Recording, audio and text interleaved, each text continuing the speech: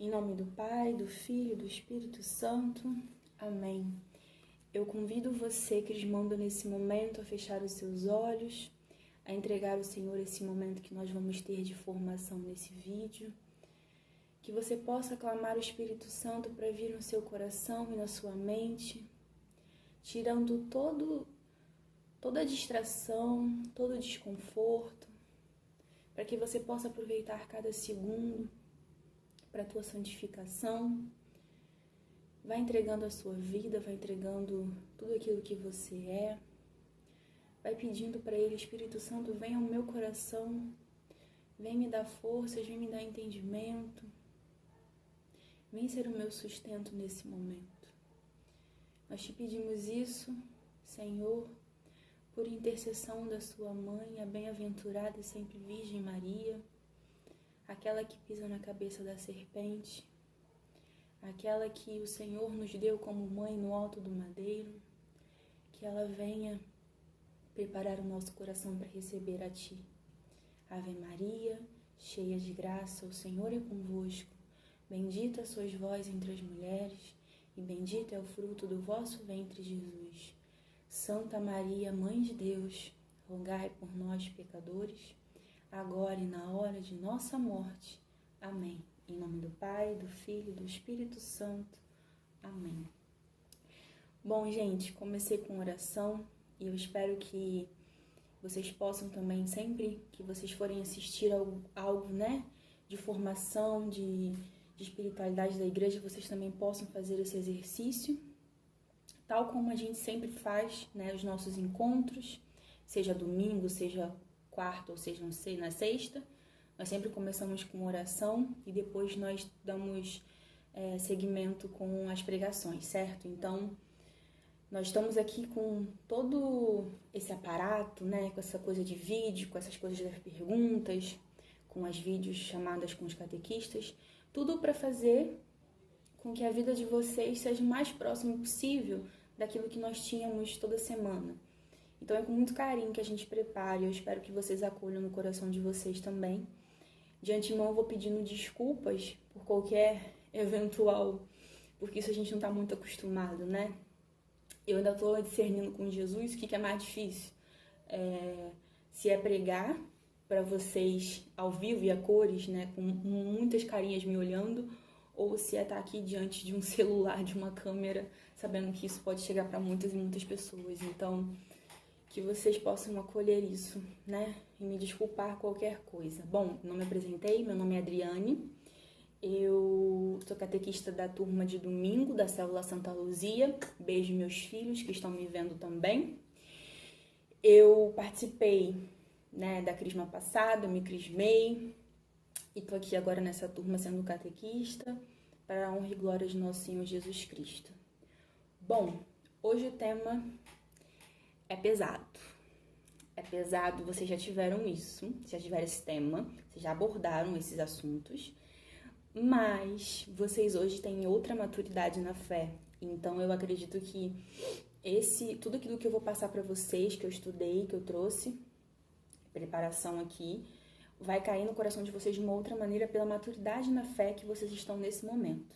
Por que eu tô falando isso? Vocês têm esse tema, que é discipulado e segmento, logo no início da crisma, E nós já estamos caminhando para o final, dos temas, nós já estamos acabando, Tô falando assim, se a gente ainda tivesse na regularidade, Vocês crismariam agora dia 7 de junho.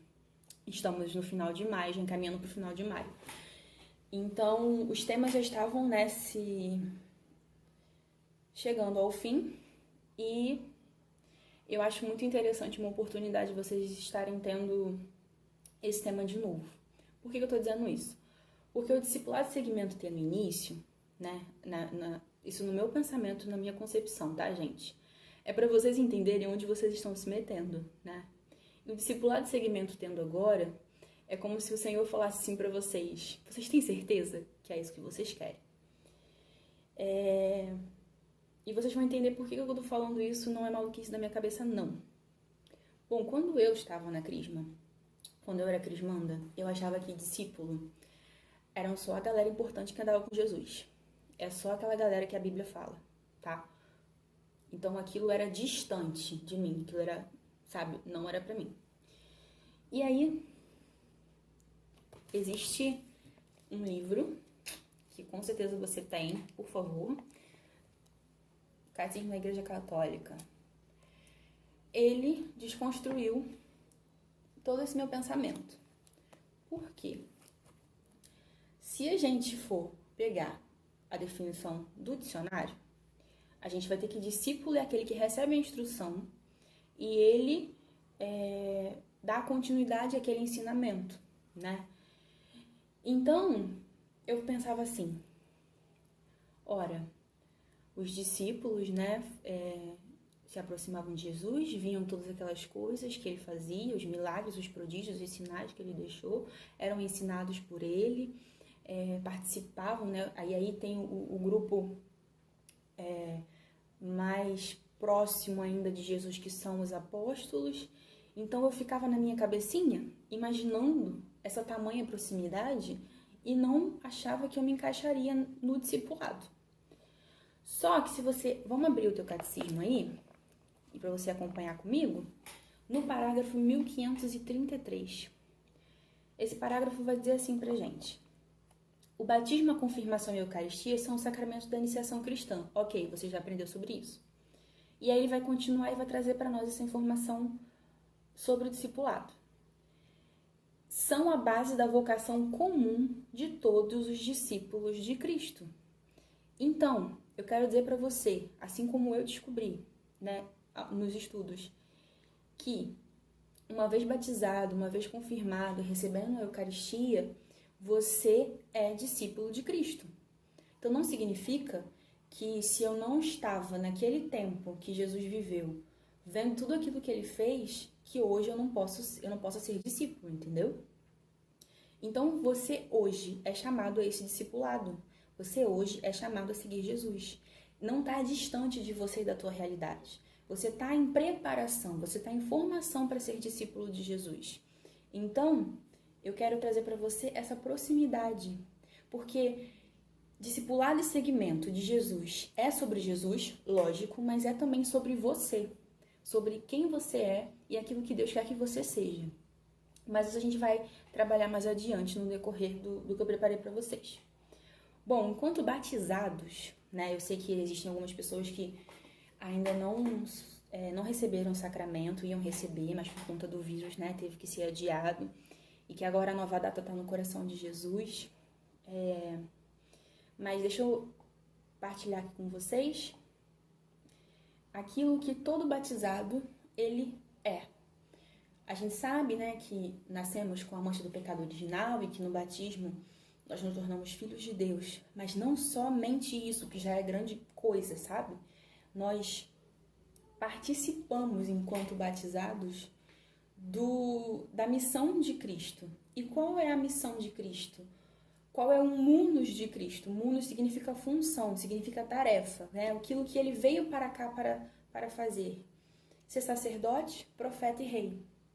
Então eu, enquanto batizada, enquanto confirmada da Igreja Una Santa Católica Apostólica, eu preciso participar com a minha vida, com o meu testemunho, com tudo aquilo que eu faço, todas as minhas ações, do sacerdócio de Cristo, né? Do munus profético de Cristo e do munus régio. E é o que a gente vai falar agora, para vocês entenderem melhor. Para quem quiser, eu vou ter que passar aqui de uma forma mais resumida, mas quem quiser aprofundar, está a partir, tá, do parágrafo 900 do Catecismo da Igreja Católica até o 913, tá bom? Desses 3 pontos que eu vou falar para vocês, sacerdote, profeta e rei. Bom, como que eu participo, né, enquanto discípulo, do munus sacerdotal de Cristo?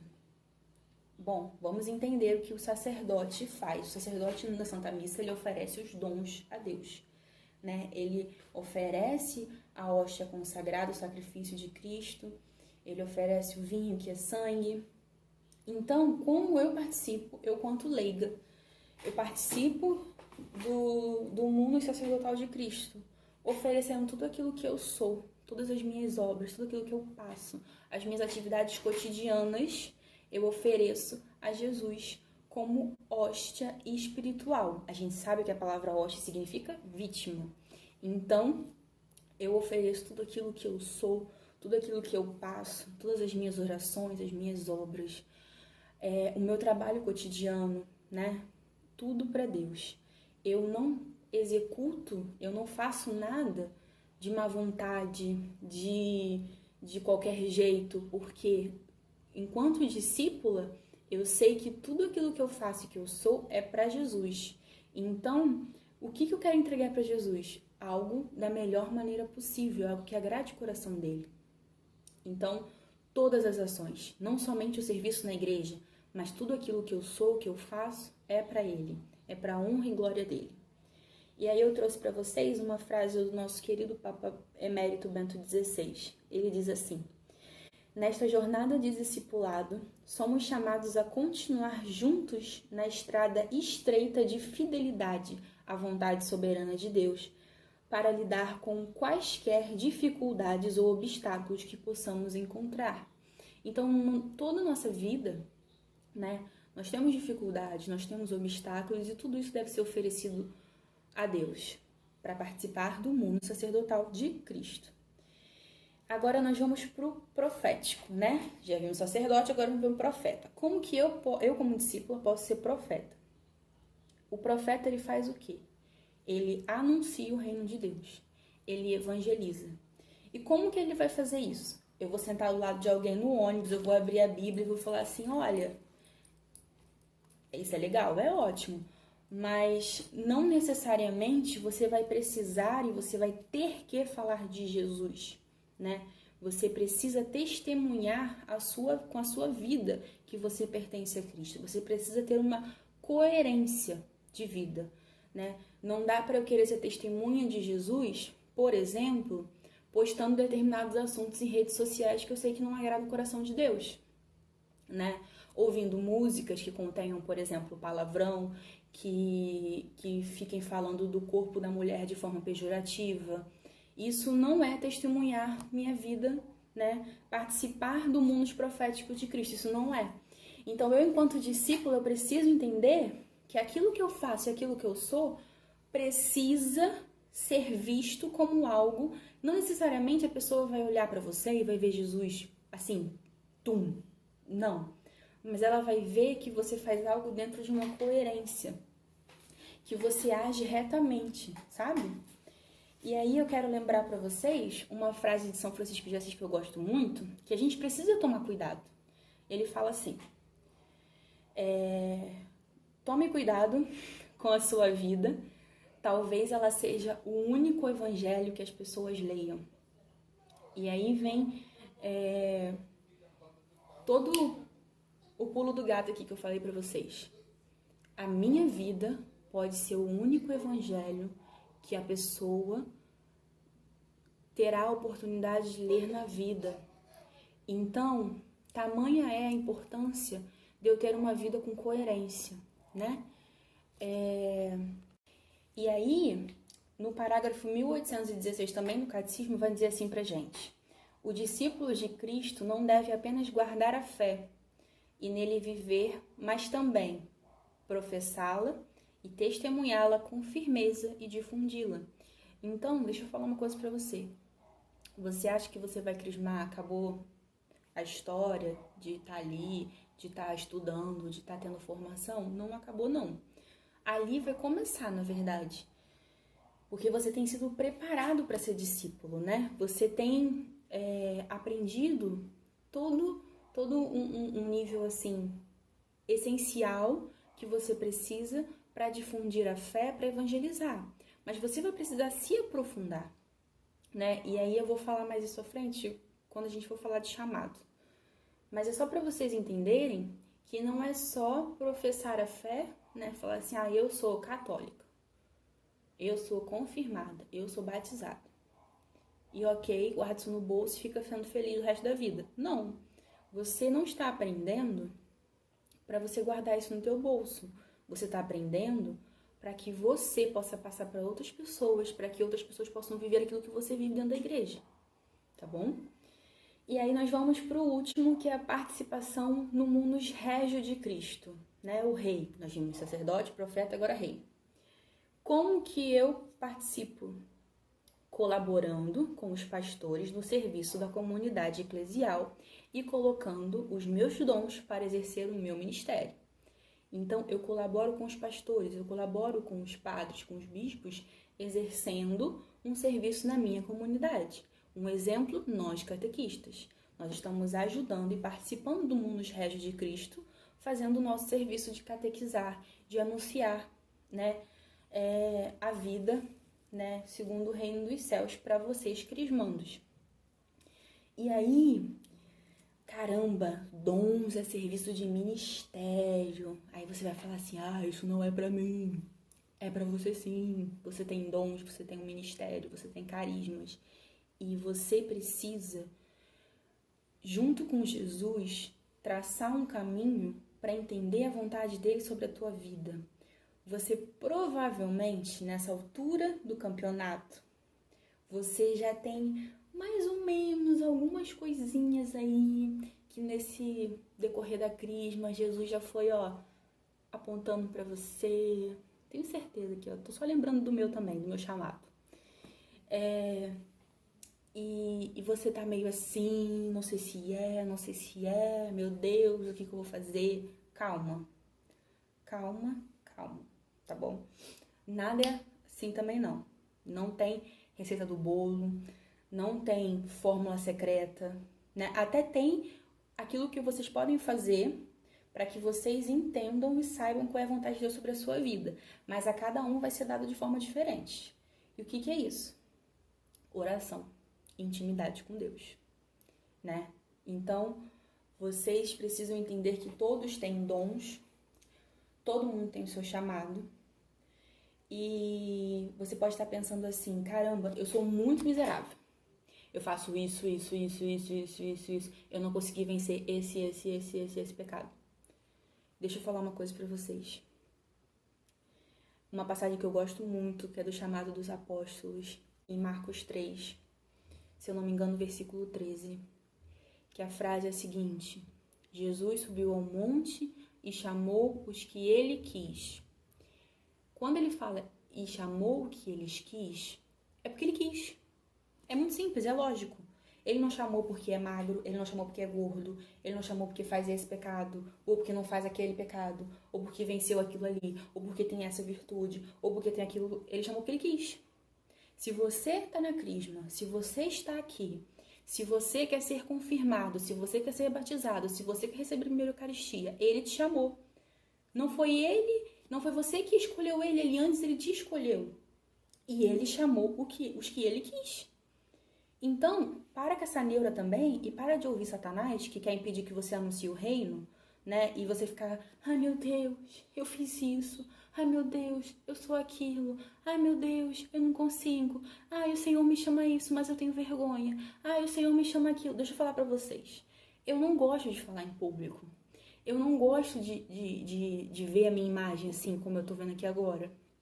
Mas a partir do momento em que eu entendo, né, que o Senhor, ele me quer para poder anunciar o reino através dessa fala, através da pregação, quando eu entendo isso e quando eu entendo que ele quer usar da minha miséria para que a graça dele atinja a vida de outras pessoas, cara, a gente está falando de salvação de almas. A gente está falando de esvaziar o inferno. Se isso não estremece o teu coração, me desculpa, realmente você não está preparado para ser discípulo de Cristo. Então, eu quero que vocês entendam isso, que todos nós somos chamados. Só que o que acontece? Tem pessoas que acham, né, que pelo pecado, pelas coisas que acontecem, elas nunca estarão prontas, nunca serão chamadas ou para alguma coisa. Deixa eu falar uma coisa para vocês. Romanos 11, 29. Os dons e os chamados de Deus são irrevogáveis. Aquilo que você é, aquilo que você fez ou deixou de fazer, não vai alterar a eleição de Deus sobre a tua vida. Mas, contudo, porém, entretanto, todavia, né? Você precisa ter uma coisa, o quê? A coisa de tomar a vergonha na cara. É claro que Deus, ele escolheu porque ele quis. É claro que o teu pecado, ele não vai sobressair sobre o teu chamado. Mas você tendo o chamado que você tem, ocupando aquilo que você ocupa, que é o seu lugar no reino de Deus, né? Sendo aquilo que o Senhor sonhou para você, você precisa ter o quê? Coerência e testemunho de vida. Isso faz parte do sacerdócio, do munus profético de Jesus. Desculpa, errei. Então, faz parte do munus profético de Jesus. E aí, também tem outra coisa. Tem uma coisa que fica assim no ar, e que é bom a gente também dar uma direção para vocês. Não existe um chamado melhor ou pior. Não existe um chamado bom ou um chamado ruim. O meu chamado é mais bonito do que o de fulana. O meu chamado é mais feio do que de ciclano. Cara, não existe isso. Para com essa palhaçada.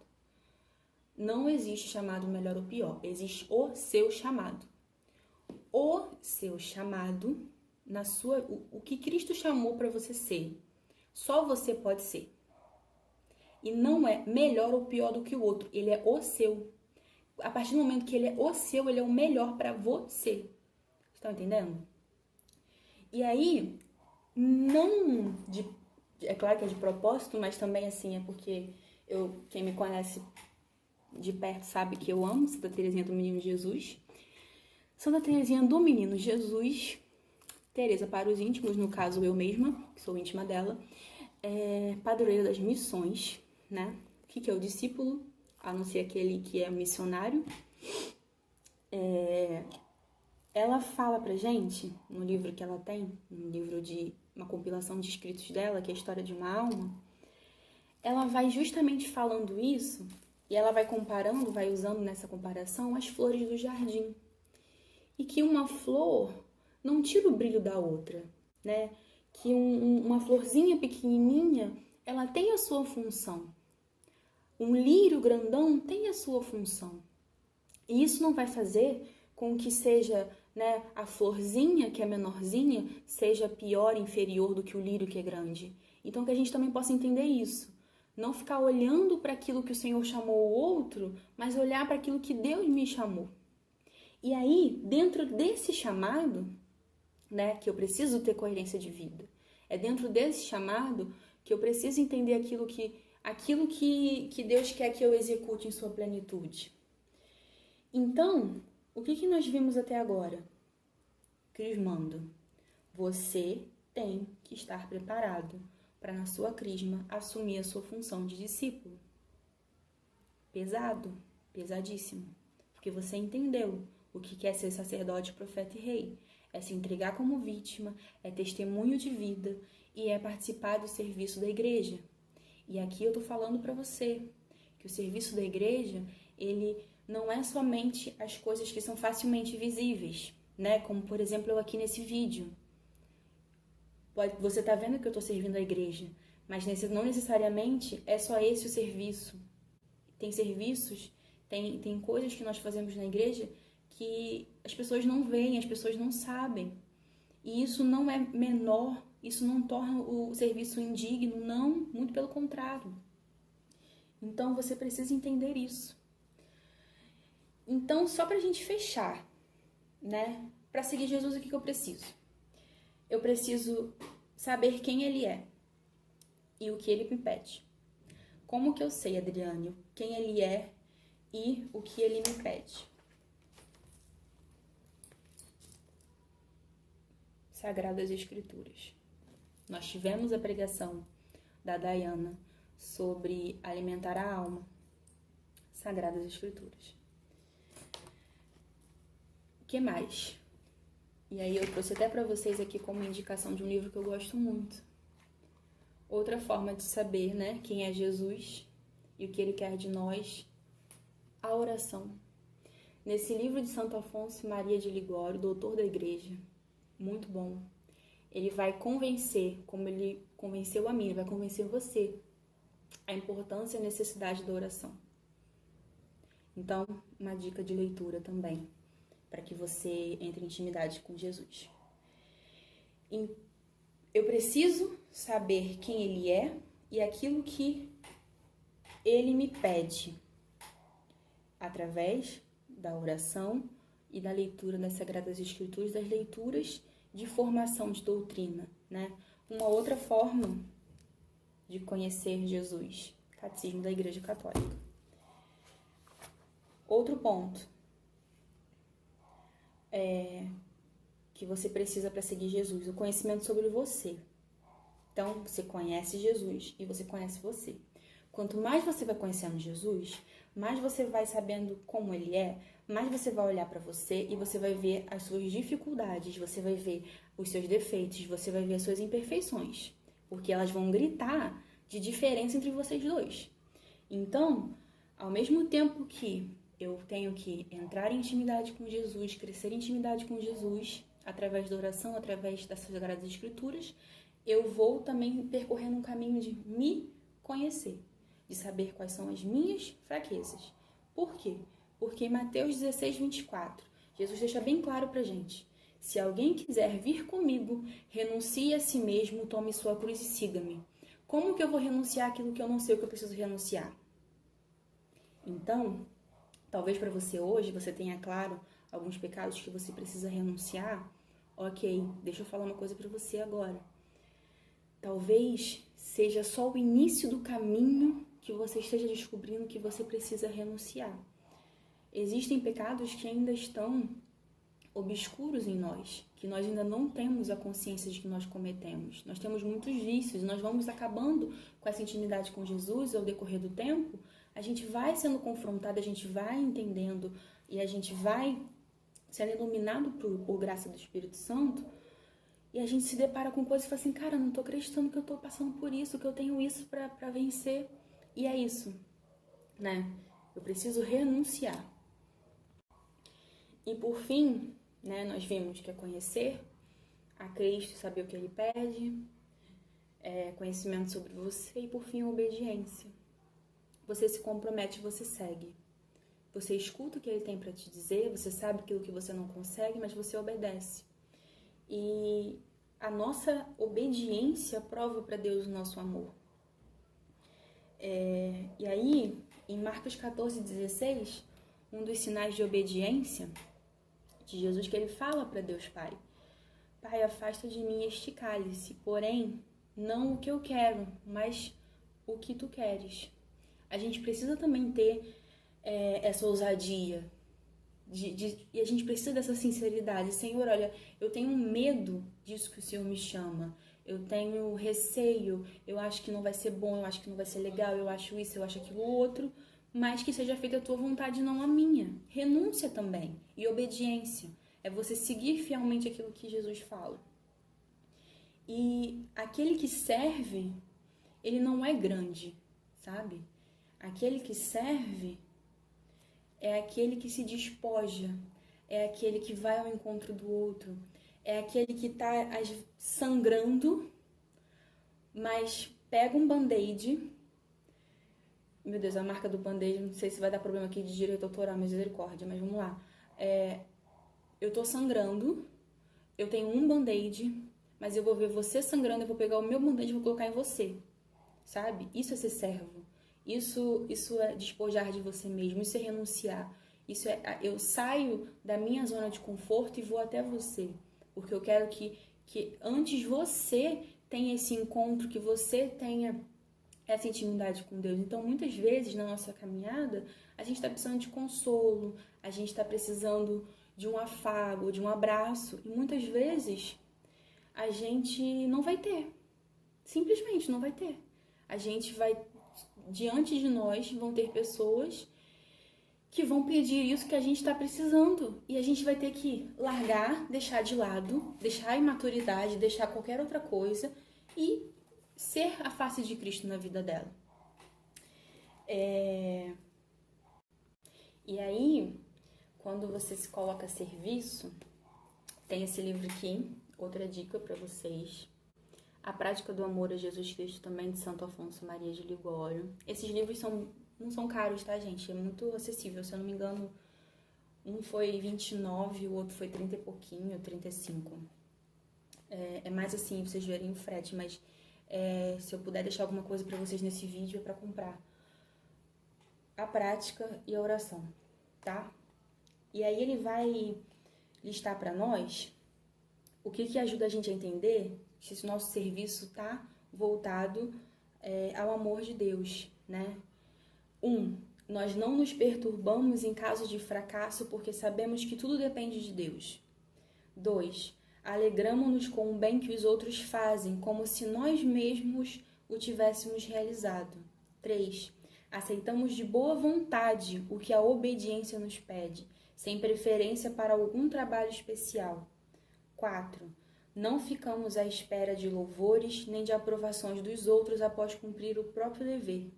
Não ficamos tristes se formos criticados, desaprovados pelos outros, e se por acaso recebemos qualquer elogio, nós não nos envaidecemos, mas afastamos o sentimento de vanglória. E aí você entendeu que tudo aquilo que você é chamado a ser é para a honra e glória de Deus. Bom, estamos terminando, né? Concluindo. Eu espero que você tenha entendido que você tem um chamado. Ele te chamou para algo. O seu chamado não é melhor e nem pior do que o dos outros. Ele é o seu chamado a ser discípulo, né? Você precisa perguntar a ele o que ele quer que você faça para que o reino aconteça na vida das pessoas. E o seu chamado é um meio pelo qual o Senhor também vai te santificar.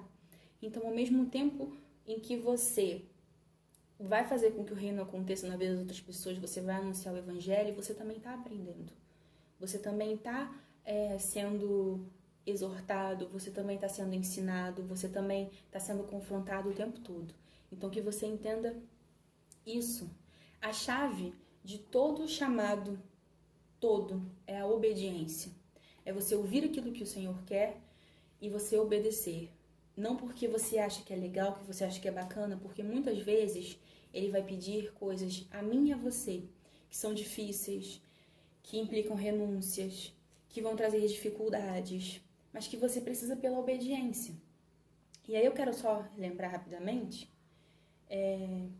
que o primeiro passo agora, né, enquanto vocês estão ainda aguardando a confirmação, né, aguardando o batismo para aqueles que não têm, é a obediência aos mandamentos, né? O primeiro ponto, obediência aos mandamentos. Como que eu vou querer obedecer em coisas, né, sobre chamado, sobre anúncio do evangelho, se eu ainda tenho resistência em obedecer os mandamentos? É muito difícil. E aí, eu só queria partilhar com vocês uma pregação muito, muito, muito boa, de verdade, que eu acho que todo mundo devia assistir, do Padre José Augusto. Ele é da Canção Nova e numa homilia ele falou assim: o povo tem obedecido de uma forma muito linda às autoridades civis. Agora, com essa questão do coronavírus, né, as autoridades falam, usam máscara, as pessoas estão usando máscara, lavem as mãos, as pessoas estão lavando as mãos. Mas Jesus pede há 2000 anos, há mais de 2000 anos, para seguir os mandamentos e as pessoas não querem obedecer. E aí, as pessoas estão obedecendo às autoridades civis com medo de pegar o vírus e morrerem. Só que se as pessoas não tiverem medo, não é que não tenha medo, mas não tenha o temor a Deus, não tenha a vontade, não se comprometa em obedecer os mandamentos, aquela pessoa vai para o inferno. Então, o que é mais grave? Você morrer, né, de um vírus e ir para o céu, ou você morrer por qualquer outro motivo e você não obedecer os mandamentos e você ir para o inferno? Então, a gente precisa refletir sobre a obediência, né, enquanto discípulos de Cristo, enquanto aqueles que querem seguir e perpetuar os seus ensinamentos. Nós precisamos dessa obediência. Então, que a gente possa também refletir sobre aquilo que está acontecendo no mundo agora. Todo mundo está usando máscara, todo mundo está lavando a mão, todo mundo está usando álcool em gel. Para ir para o mercado é uma situação complicadíssima. Quando volta, limpa tudo. Cara, e a tua alma? Como é que tá? Sabe? E a obediência aos mandamentos? Como é que você tem conseguido? Você tem conseguido vencer? Você tem lutado? Eu não vou dizer para você que seja uma luta fácil, que seja algo tranquilo. Todos nós, né? Não é porque nós somos catequistas, não é a coordenação, não é o pai, todos nós estamos lutando para poder perseverar na obediência aos mandamentos. Mas tem gente que já entregou as pontas, tem gente que, tô sem comungar mesmo, aí fica, aí leva. Não é dessa forma, né? Se Deus te chamar amanhã por qualquer motivo, como é que tá o teu coração, como é que tá a tua alma? Então, nós precisamos sim, enquanto discípulos, ter esse temor a Deus, né? Não medo, o medo que paralisa, como a gente ouviu, né? O Nelson botando aqui no vídeo também. Não esse medo que paralisa, mas aquele medo que dá uma prudência no agir, né? Que faz com que eu seja vigilante das minhas ações, dos meus atos, de tudo aquilo que eu sou, do testemunho de vida que eu preciso ter. Então, vamos refletir também sobre a obediência, sobre os mandamentos, sobre aquilo que eu quero ser. Lembrando que o discípulo, ele testemunha com a sua vida o próprio Cristo. É isso, gente. Eu espero que eu tenha conseguido trazer para vocês de uma forma que não seja difícil, pesada, porque seguir Jesus não é fácil, né? Seguir Jesus tem muita coisa ainda que vocês vão ser confrontados e eu espero que vocês consigam ser perseverantes, né? Não deixa que, de forma alguma, que Satanás ele vá diante de vocês e comece a apontar os seus defeitos, apontar os seus pecados e isso paralisar vocês.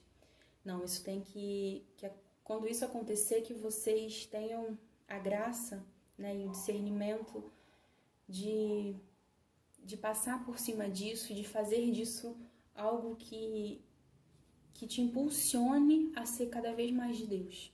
E não tem outro caminho, né? Não tem outra forma a não ser a oração, a não ser a intimidade com Deus, a não ser os estudos. Então, que fica aí as minhas dicas de leitura, ficam aí também a minha confirmação dos temas que nós já tivemos, né? A oração, as leituras que alimentam a nossa alma. E para que esse medo, né, não paralise a gente, não impeça que a gente anuncie o reino de Deus.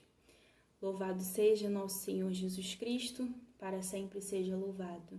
Em nome do Pai, do Filho e do Espírito Santo. Amém.